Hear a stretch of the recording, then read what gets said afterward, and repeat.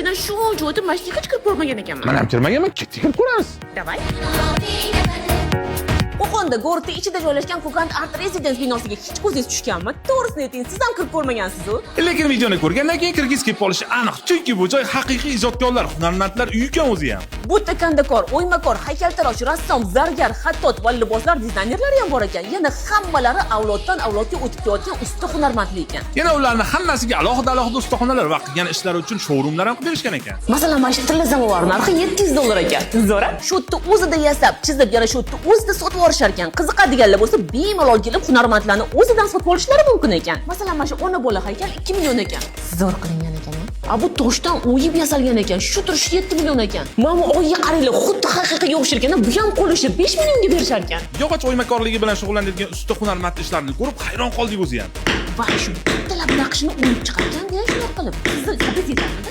Manimcha bir tug'ma qobiliyat bo'lsa.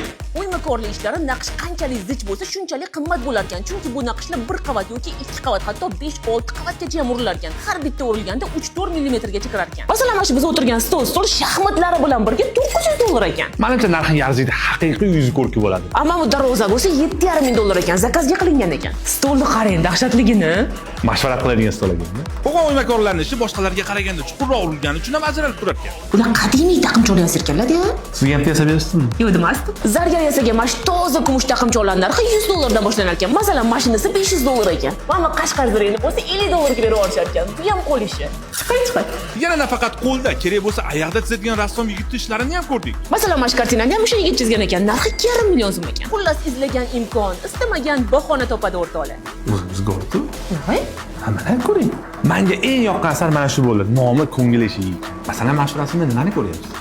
o'yinchoq magazinga o'tirib olib, "Abering!" deb yig'laydi-yu. Xuddi shu bolam ko'ryapman. Menga bunisi yoqdi, qarang. Qiz boshqa dunyo, yigit boshqa dunyo. Qiz yigit uchun qattandir kelgandek. Menga kimdir eslatadi. Aytgancha qiziqadiganlar bo'lsa, 7 yoshdan 70 yoshgacha xohlagan yo'nalishda master-klassga qatnashishlari ham mumkin ekan. Ustoz shogird an'analari asosida tugareli ham bor ekan. Fashi galeriya-yu, ha? Qo'qonda shuncha yashab, shunaqa joy borligini bilmasdim. Mana. Kirish hozircha bepul ekan. Bemalol kirib farzandlaringizni aylanib, miyangizga dam berib ketishingiz ham mumkin. Nimadir yoqib qolsa, sotsangiz ham bo'ladi. Xullas kelib, mazza qilib, miyani dam oldirib, ma'naviy o'zi qoladigan joy ekan. Siz Qo'qonda shunaqa joy borligini bilarmidingiz? Bilgan bo'lsangiz, bilmaganligiga borib qo'ying.